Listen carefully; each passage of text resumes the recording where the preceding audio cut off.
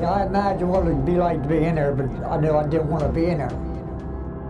Just to think that how many people actually walked through the building, in the course of its history. It would not have been a place I would have wanted to be under any circumstances. There's Robert Mills from South Carolina, had done some training under Jefferson and others, and this would be one of his very early major commissions. And he'd given a lot of thought to prison reform and designing a prison to facilitate reform of those incarcerated in it. It's the first fireproof building in the country, and it's the most modern jail in the country when it was constructed. So a lot of people started paying attention to Burlington County as being the front runner in prison reform and modeling a lot of their stuff after that. Although it was designed like other prisons, such as Eastern State Penitentiary, as being a rehabilitative facility, most of the men who were incarcerated, and women, were incarcerated here for crimes such as drunken disorderly or debt. And so a sentence of a week or 30 days were fairly common.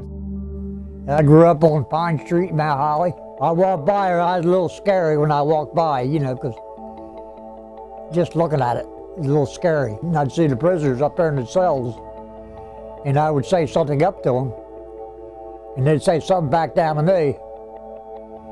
But that was about as far as it went. You were put in and left to your own devices. The inmates did push-ups and sit-ups, played various forms of card games. Some read. Other than that, no organized program. It must have been terribly boring if you had much imagination. I guess I can imagine being here in the prison. As many people have talked about they've seen ghosts here or hear ghosts here, and I've never had that sense when I've been here. I actually saw my name one time, or somebody had the same name in one of the cells. And it actually said, like, I was here for 15 years or something like that. And I booked it out of that cell. It would not have been a place I would have wanted to be under any circumstances. There were 7 people in the history of the jail who were taken out from the prison and hanged for murder.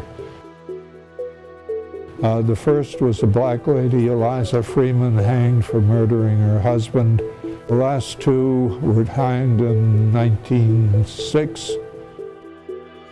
Rufus Johnson and George Small were the last people to be executed here. They had murdered a woman in Morristown. They were convicted, and in 1906 they were hung in the back exercise yard of the prison. It was something of a spectacle, and it was a popular event, and people would hope to be invited to witness an execution.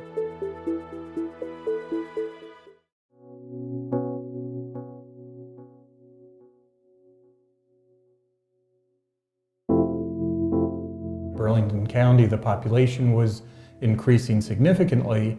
Even though the sentences were fairly brief, there were just too many people here to safely house them.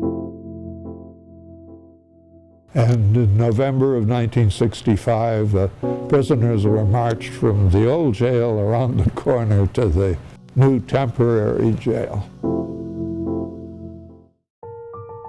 And there was a subconscious desire on the part of a lot of county residents to retain it, to provide a context with the past. Later in the 1960s, this was kind of saved as a museum. I think just to think that how many people actually walked through the building, in the course of its history, I think that kind of thing is just really neat.